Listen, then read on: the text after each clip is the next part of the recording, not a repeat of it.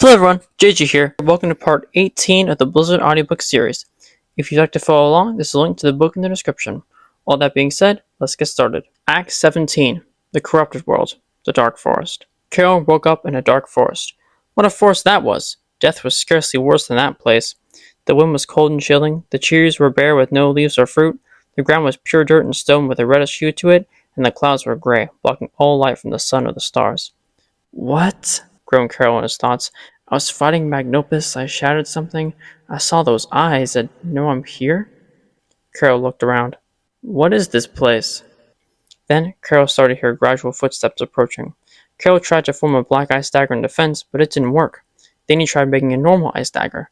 That also didn't work. What? Karol thought as he looked down at his hands. What happened to my powers? They don't work here, said a clear, strong, feminine voice with full knowledge of his thoughts. Karol looked in front of him and he saw Kitsuneko in all her glory. You! Karol shouted in surprise. I recognize you from those murals in the kingdom. Who and what are you? My name is Kitsuneko. I am a kitsune. Do you know where I am? Karol asked. Thanks to your abuse of the black ice, you are now in the corrupted world. Here the souls of those who were unfortunate enough to get corrupted lie in unending torments. The dragon tracked and once ruled here while his soul was trapped, said Kitsuneko in a stern voice. Karol, embarrassed that she knew of his use of black ice, asked, So am I corrupted then? The kitsune shook her head. By your actions, your soul is now on the verge of being corrupted, and since your powers are the only ones that can stop the dragon, who is now released, thanks to you, with your soul on the line, the fate of the world is also in your hands. Karol was shocked. How do I get out of here? The kitsune smiled. You must follow me. Follow you? Karol asked rudely. Just give me the directions, I can go there myself. But the kitsune just turned around, leaving the raging Karol with no other choice but to follow her. She led him through the dark forest, navigating on a narrow dirt path around trees and rocks, over logs, and through stone ruins. As Karol walked, he kept thinking about his black ice powers. Would he ever be able to use them again?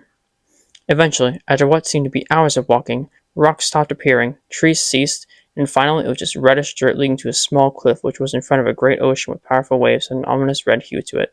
When one looked at the water, it seemed to have no depth to it. When Karol looked ahead, he saw a vulture sitting in a large wooden rowboat, tied to a small dock on the water. He wore a black hooded cloak, his wings were like scales, and his eyes were glowing a dark purple as he stared at them. That, said Kitsuneko, pointing to the vulture, is Varro. In life he worshipped the dragon, so when he was banished here, Tractum gave him the privilege to row across all the corrupted souls to their torment as his slave. He has much more work now, thanks to you.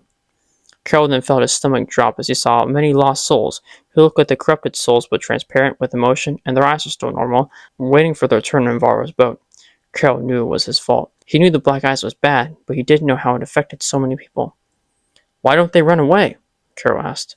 Their wills are altered and corrupted, so that their only desire is to see what is on the other side, the kitsune replied. Karol felt more guilt. What is on the other side? Karol asked. That, said the kitsune, walking toward the vulture's boat. You will have to find out for yourself. Karol nervously stepped towards the boat. As the two of them walked toward the vulture in his boat, he saw something in that kitsune's eye, something he knew and abhorred. His purple eyes flashed. You cannot go across, he said. You folks are not corrupted yet, and one of you never will be. Begone, I say! You have no business here. I was told by my master never to let a living Arctic fox aboard. This one, said the kitsune skillfully, is going across merely to leave. We do not plan on staying. We want to cross because that is where the exit is.